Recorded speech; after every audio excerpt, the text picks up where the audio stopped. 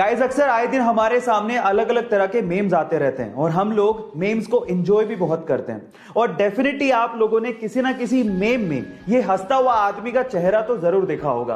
पर मेरा सवाल ये है कि ये हंसता हुआ आदमी का चेहरा क्या एक्चुअली ये एक स्केच है या फिर एक ओरिजिनल आदमी की फोटो है? क्या आप ये बात जानते हैं? चलिए मैं आपको बताता हूं। ये एक्चुअली कोई स्केच नहीं है, बल्कि ये एक ओरिजिनल आदमी की फोटो है। कौन है ये आदमी? मैं आपको बताता हूं। ये एक चाइनीज बास्केटबॉल एग्जीक्यूटिव है और बहुत ही फेमस बास्केटबॉल प्लेयर भी रह चुके हैं। इनका नाम है याओ मिंग।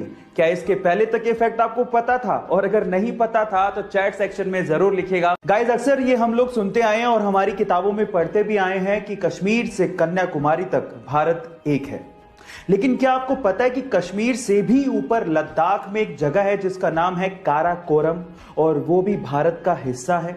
बहुत से लोग इसके बारे में जानते तक नहीं है। इस हिसाब से अगर देखा जाए तो कश्मीर से लेके कन्याकुमारी नहीं, बल्कि काराकोरम से लेके कन्याकुमारी तक भारत एक है, ऐसा होना चाहिए।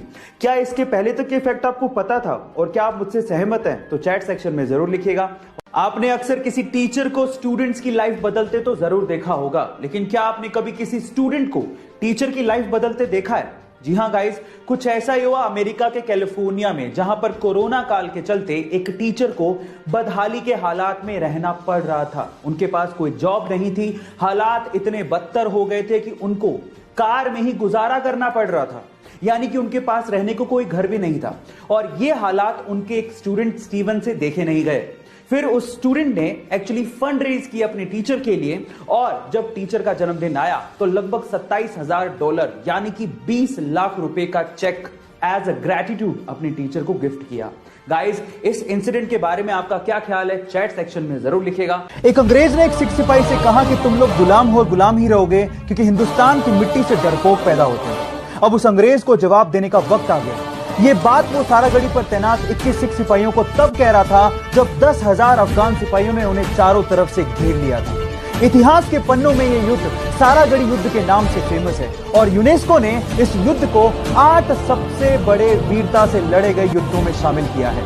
इस युद्ध में 21 सिख सिपाहियों ने 10,000 अफगान सिपाहियों को घुटनों पर लाके खड़ा कर दिया था, और यह साबित कर दिया था कि हिंदुस्तान की मिट्टी से कायर नहीं, वीर पैदा होते हैं।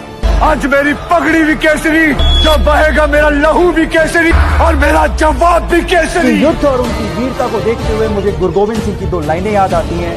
1.25 लाख से एक पे लड़ावा, कवि गोविंद सिंह नाम का। अपने पैशन को फॉलो करने के बावजूद भी अगर आप सक्सेसफुल नहीं हैं तो उसका रीजन नंबर 5 है that you only believe in luck.